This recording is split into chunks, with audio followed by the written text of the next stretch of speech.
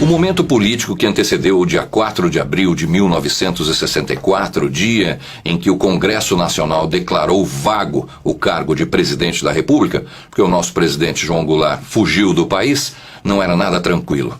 Tudo começou em 1961, na verdade, com o então presidente Jânio Quadros, que decidiu viajar a Cuba e trazer para dentro do país a política comunista. Desembarca em Havana, capital de Cuba, o senhor Jânio Quadros, sendo recebido no aeroporto por grande massa popular, fotógrafos, cinegrafistas e jornalistas. Fidel Castro, valoroso líder revolucionário de Cuba, apareceu no aeroporto a fim de recepcionar a comitiva de brasileiros em visita à sua terra, agora liberta do jugo ditatorial de Batista. Jânio e Fidel falaram às rádios de Cuba. Manteve ainda o líder cubano animado bate-papo com elementos da comitiva nacional. A confraternização foi das mais perfeitas. Olhado e admirado como um deus em Cuba, Fidel tem inspirado muita gente a fazer alguma coisa pelos desprotegidos. Pena que os outros fiquem apenas na inspiração.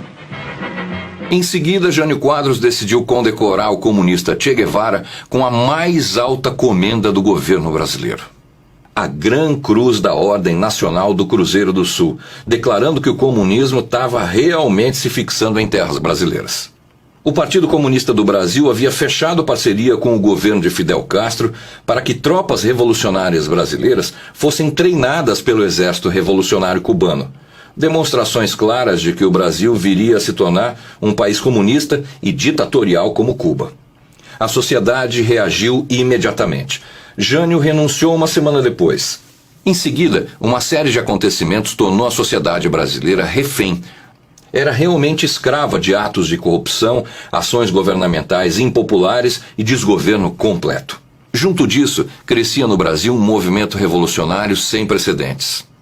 Esse movimento tinha como objetivo tomar o governo através do terrorismo e da força. As Ligas Camponesas de Francisco Julião e o Grupo dos 11 de Leonel Brizola, entre os outros 29 grupos, eram os que mais atuavam no Brasil e espalhavam o terror.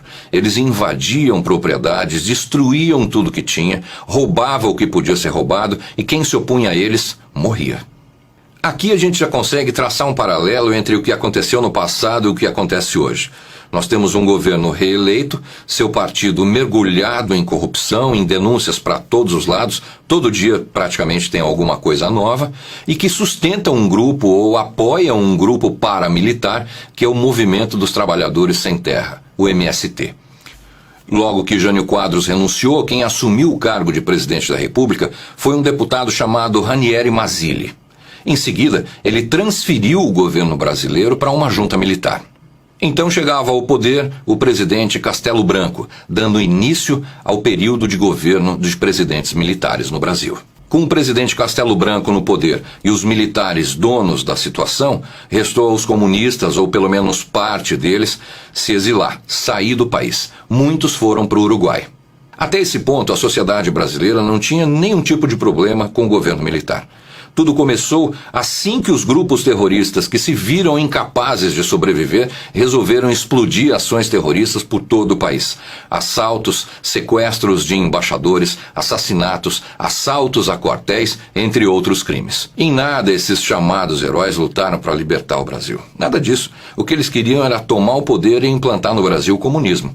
Eles queriam pegar o povo brasileiro, as terras, o dinheiro, o ouro, o nosso espaço e aqui construir a grande pátria comunista, como é Cuba, como é Venezuela e como é Bolívia. Se hoje surgir um grupo contra-revolucionário ou um grupo chamado terrorista, golpista, como está sendo dito pelo governo brasileiro, é lógico que eles vão reprimir, caçar, prender e tirar do país essas pessoas. O que a gente vê é que existe uma romantização do que aconteceu. As pessoas que antes explodiam bombas, matavam pessoas, se tornaram heróis hoje. Hoje, eles são donos da nossa liberdade, eles são donos do direito de tudo que a gente pode reivindicar na sociedade. Golpismo é viver de corrupção e tentar calar a boca do povo brasileiro. Ditadura é o que nós vivemos hoje. Eu vou dizer para vocês apenas uma coisa. E eu quero que a imprensa publique. Eu quero paz e democracia. Mas se eles não querem, nós sabemos brigar também. Sobretudo quando o João Pedro Estéreo colocar o exército dele do nosso lado. Um abraço, gente! Golpe em 1964. Até a próxima semana.